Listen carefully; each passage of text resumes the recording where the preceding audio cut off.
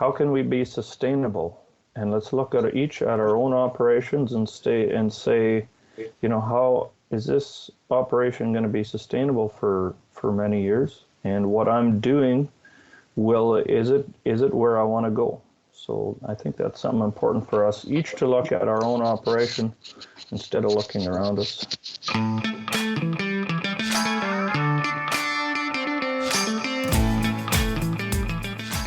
Today, the Environmental Stewardship Award, our 2022 sponsors and recipients.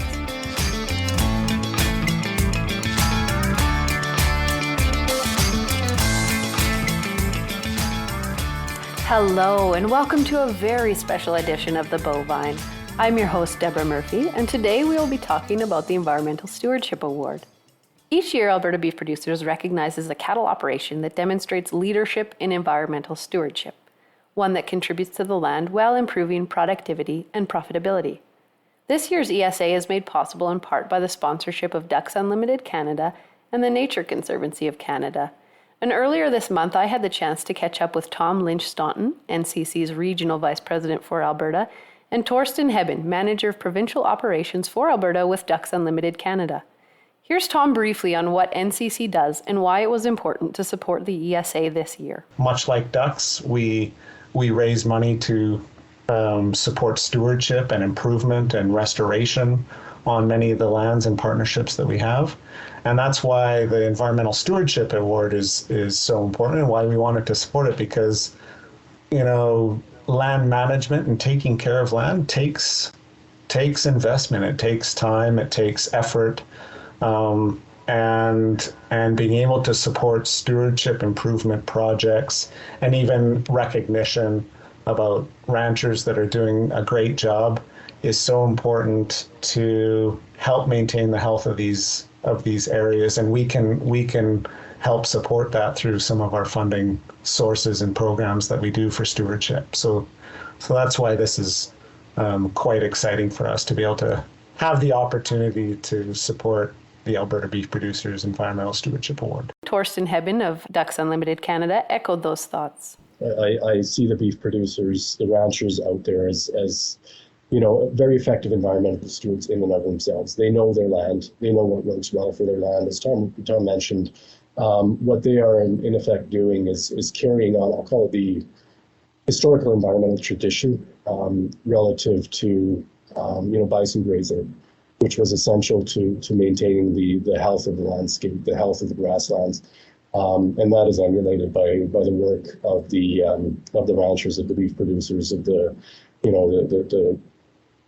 cattlemen and cattlewomen out there. And it makes for a great fit with what we seek to do.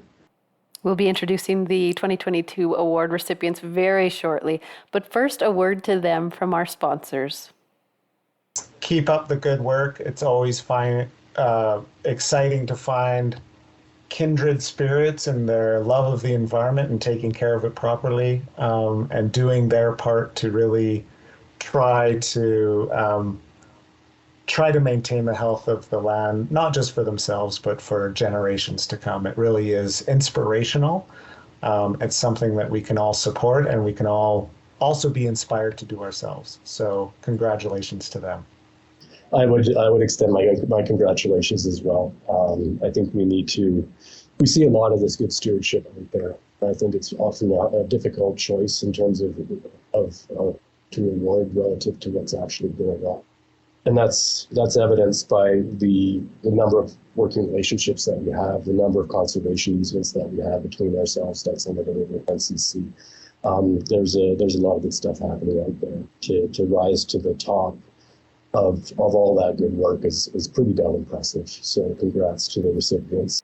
And finally, what you're all here for, up next, our 2022 Environmental Stewardship Award recipients.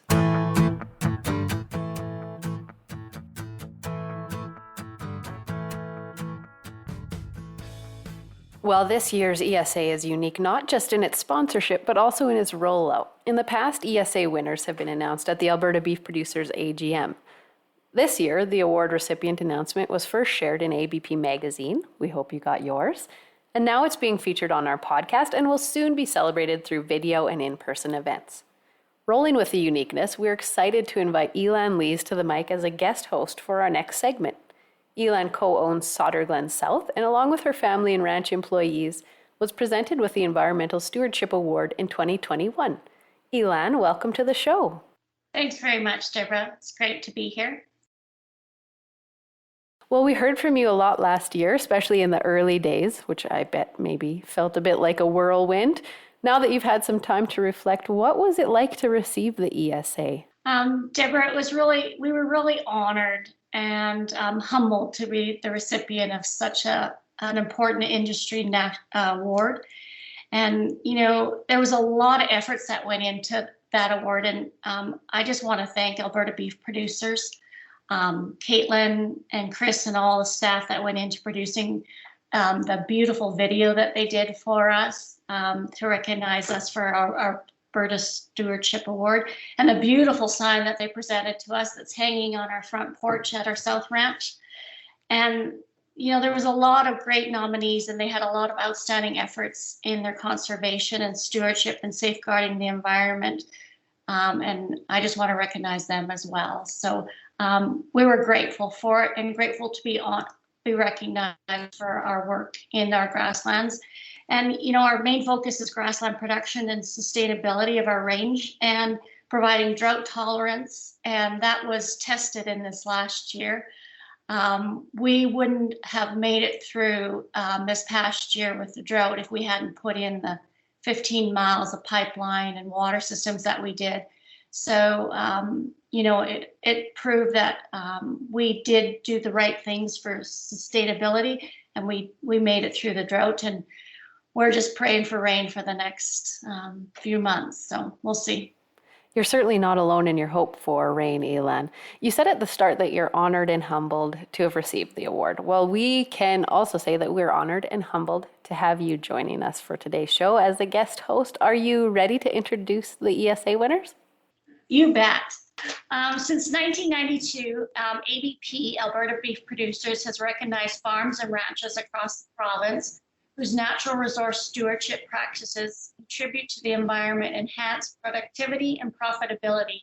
This year's winner, Ribbon Creek Ranch, Linden, Alberta, Jerry and Don Baerg, were awarded with the 2022 Environmental Stewardship Award. Please welcome and join Jerry with us for the show today. Welcome, Jerry, to the Bovine, and congratulations on this great award.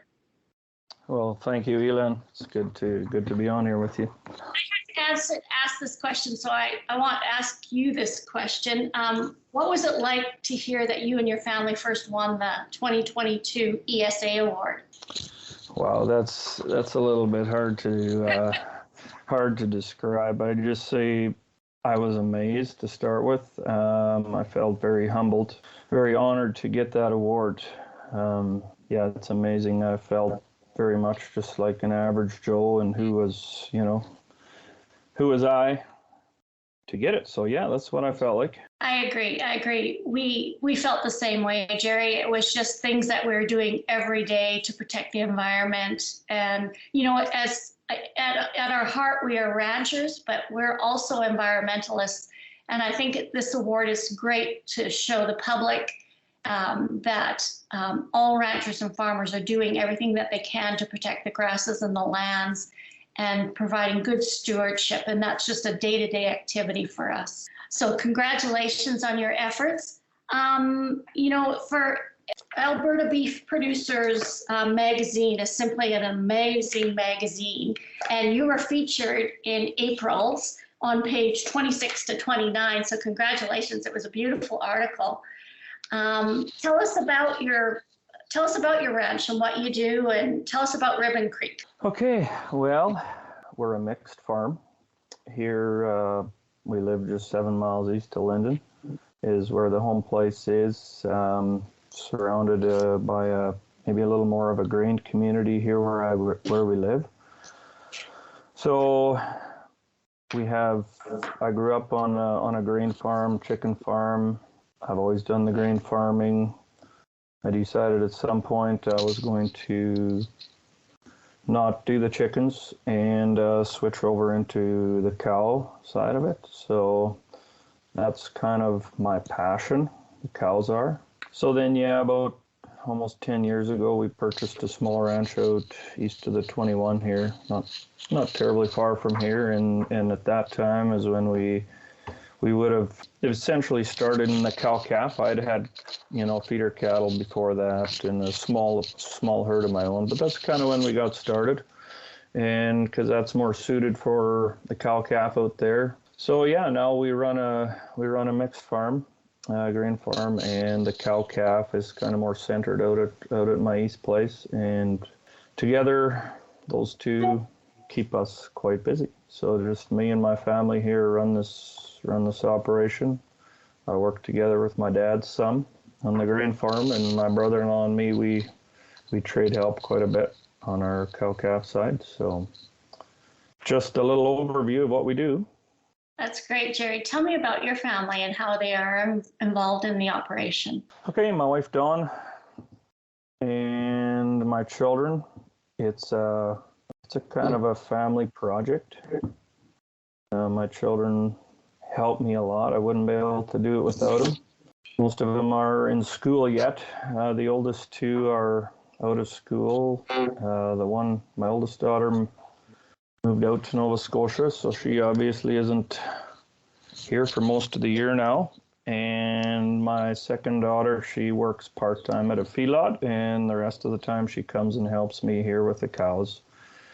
And so, yeah, it's kind of a juggling act to keep everything together. It's fun, but it's full to the top of my ears, like I say sometimes. But support from my wife and from my family, we make it work. And some days are stressful, but for the most part, we love what we do. That's excellent. Tell us about some of the things that you've done on your farm to support environmental stewardship. Well, I would think from this, I'm going to talk of two aspects. There's a side of the grasslands that I work with. I'm passionate about my grasslands. Like our land out east it's a lot of native, and we all know that's pretty fragile land out there. Managing that hard grass is quite fragile. So, when we purchased that land 10 years ago, I decided in order to make this work, I'm going to have to start fencing it up. I'm going to have to start putting, water to the places that are never grazed. And so over the last 9 years, it's been a lot of fun, just slowly fencing it up and, managing it in a way that that improves the grass, and starting a water system for those pieces that did not have access to water. And then also I've been planting some of my grain land down there. I've been planting down to perennials slowly, and seeing if I can make that sustainable to plant. Like we live out here in green country. Right. And that mindset. So some people think I'm crazy as I'm planting some of my cropland down into perennials and putting cows on there. So those are projects I'm working with, slowly working into them. I'm really enthused about. Well, that's a tough thing to do out in your area. How are you managing for drought in the last year? What are you doing differently to save those grasses? Well, drought is never easy. What I would do typically is my native land, I would save that for, typical April, May calving my cows on. So I would typically do that and then move them to the perennials and out to rented grass. We send probably half our cow-calf up to Rimbey country for summer. So that native land is, for me, it's my springtime grass. In last summer, it hardly greened up here at all. So my grasses didn't regrow. And so this spring is challenging. So, we've purchased some hay. They're grazing, and I'm also supplementing with them with hay. So making a little tough choices there, some small pieces. They're having to be on longer than I like to because we're supplementing with hay. But somehow I'm trying to, look at the future and do what's best for my grasslands. But it's drought is never easy to work with. No, we all understand that. And is the spring watering system that you developed help you in that movement of cattle so that you are grazing effectively and during drought? Yes, absolutely. And when you talk of a spring water system, I'm just going to clarify that a little bit. I would have started with that initially with my project quite a few years ago, and I moved that away from a spring-fed watering system because in a spring-fed watering system, my water was all down at the bottom of the valleys, and it's a little difficult to have all your watering systems down on the bottom. And so a couple of years ago, I expanded my system. I moved them all up to the top of the hills, so all my watering spots are on the top. And I get my water source from the yard site, and I'm pumping well water, quite some distance. But back to your question, definitely has made a difference because I can now put water in areas where the cows would have initially not gone when there was larger paddocks. I can make smaller paddocks. I can hold them there for a short period of time and move on to the next piece. So in my mind, water is the key point in grazing. I mean, management is huge, but to have water where you need it is so big, and you know that. I mean, you're facing that same thing, I'm sure. Yes, we are. Yes, you'll understand that as well or more than me. So, Jerry, tell me, when you decided to go back into cows or to go into cows, did you set some goals about environmental stewardship? What were you thinking? Did you go to courses? How did you start out? What was your plan? Well, now in the ideal story, I would have had this plan, but when I first bought cows, I was enthused about cows, got into them. I'm saying it's been a journey since then. And, my passion for cows, for grazing, for regenerative ag has been a kind of a journey. And I'd say more of it has grown since I started.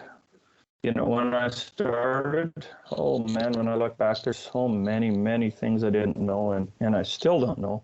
But, it's a journey we're on. And when I was thinking of this award, I was thinking, I wrote a few notes here, and one of them is I feel like I can't give a lot of credit to myself because there's such a teamwork of people that make this possible. I mean, I think of, for instance, Foothills Forge has put on so many good field days, conferences. They've got speakers. That has been one huge factor in on my journey, helping my thinking change is all those type of things. And our vets are part of my team. The nutritionist is part of my team. You guys, where I come by my bulls, that's part of the team. It's such a network that makes a difference on my farm. I'm just one small guy here, but when I think of that, it's a journey.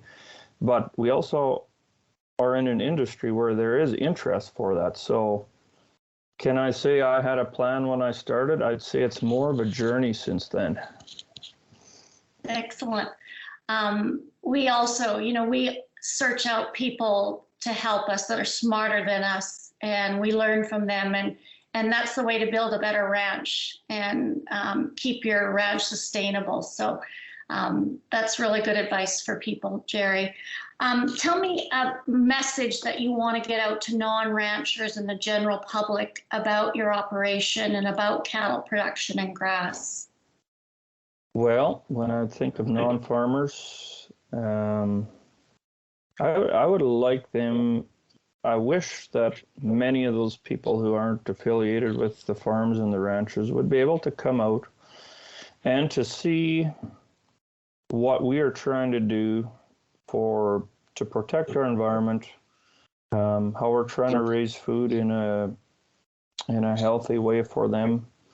I know most of the information they see is over the news, and there's people out there with an agenda trying to work against us in agriculture, and I just wish that they could come out and see, this is our passion. This is our life out here. It's not an 8-to-5 job. This is our life. And we care about it, and we care about raising food for the world. I agree, Jerry. Very well said. You said you'd never rip up your native grass. Tell us about that and why you ended up there. Oh, well, I guess the area that I live in is predominantly grain land. When I go a little east here to where my small ranch is, there is a little more native out there, but there's not very much native left. And to me, visiting with some of the older graziers around that have been mentors to me, like, I've realized that that native grassland is like gold to me, and I treat it that way. And I remember what one of my mentors told me. He says, if you take care of that grass, he said, it will take care of you. So, I'm not going to break my native up. To me, that's such an integral part of my operation over there, and I want to protect it. So you've done a lot of things to enhance environmental stewardship on your operation. Is there anything that you could share with somebody that worked really well or didn't work well, or things that you would change? Just trying to think. Was it water infrastructure, or was it something to do with the cattle or production, or anything that would help somebody looking to enhance their environmental stewardship of their ranch? Yeah, water systems is a big thing. And we live in a time where electric fencing allows us to be very flexible with grazing. It's a huge part of changing the way we affect our land is our electric fencing, right? It just becomes, as we have herds that are used to electric fencing, we can bring our grazing areas way smaller. We can move animals around. We can move them daily, weekly, however we need. So to me, you add, if you think of the grazing side of it only, the water together with electric fencing, able to move our animals around, to me are the two biggest things that can make a real impact on our land. You touched on it briefly earlier, but can you tell me why environmental stewardship is so important to you and your family? And what's going to happen after you've left the farm or ranch? Well, when I was thinking of this award, I don't know if this is right on the topic, but I was thinking back to when this started. My two of my vets from Veterinary Agri Health in Airdrie, Dr. Tommy, Dr. Elizabeth, they're the ones who approached me and asked if they could submit an application for this award on my behalf. And, I thought on it for a while, and they're actually the ones who submitted this. They did all the hard work, the background work for it. But as I thought of this award, I thought of it, it's not an award that for the best production, the highest production, the biggest or the best, but it's on, environmental stewardship. And, I'm a God-fearing man, and it aligns with my values. I've been given, I feel like when I look at history, I've been given just a little blip in this history to take care of this land that I have, and I want to be able to hand it on to my children, whoever takes it, better than I took it, if that's possible. So yeah, that aligns with my values and what I'm aiming to do. What's on the horizon for Ribbon Creek Ranch? What are you working on? What's the future look like for it? Well, the things that are rolling around in my mind is so I'm on a mixed operation. I got grain, I got cattle. They complement each other a lot. I feel like I'm starting to grow more cover crops. I'm starting to grow more mixed crops that would be more, well, for cattle feed, and also planting some annual grazings. So, what I'm slowly working into is, will I be able to be in the future planting annual grazing crops as a rotation in my grain farm and expanding my cattle herd? It seems like I'm working there slowly and experimenting and seeing what works well with annual grazings, and knowing that putting cattle on my land has a definitely positive impact on my grain land as well. So that's putting those two together is something I think about quite a bit, and how I can do that. Maybe keep more of my cattle at home instead of hauling too many out. I like my rental grass, but I can't rely too much on that. So to balance those two together, put my cattle on my own land is also part of regenerating my farmland as well. Jerry, one more question I have. You do a lot of management practices to minimize nutrient loading into your lands just because it's so ridiculously expensive. Tell me some of the things that you do so that you don't have to put your fertilizers and things down as part of your management. Okay, yeah, that's a very good question. Very applicable this year with inputs so extremely high. One thing that we have started with a couple of years ago is growing polycultures instead of the monocultures. So most of you know what that is planting 2 or more crops together at one time. So if you plant, what I'm planting this year is, say, oats and peas together. That combination has worked really well. And, I'm probably putting only down 1/3 the amount of fertilizer that I would have on a regular monoculture crop. And I think getting the same amount of product. So, those type of things can have a real impact on buying a lot less synthetics. There's something about growing more of them together that has had actually quite a benefit even on our weed pressure. So that is one thing. Another thing I'm doing is planting cover crops with, say, barley. This year I did 1/4 planted barley down, coming down and plant sweet clover with it. Sweet clover is a biannual, right? So it should come up this year with the barley.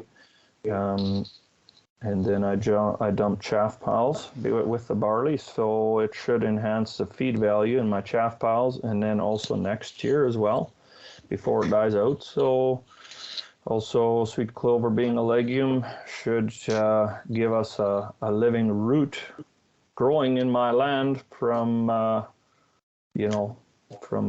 the way till late fall, till freeze up, which is, to me, it's something I'm aiming for as well, to keeping a living root growing longer. Well, it sounds like you're a great custodian of the land, and I just want to congratulate you again in your efforts for conservation and environmental stewardship. Congratulations, Jerry, a very well-deserved award. Oh, thank you, Elan. From everyone here at Alberta Beef Producers, congratulations Ribbon Creek Ranch on winning our 2022 Environmental Stewardship Award.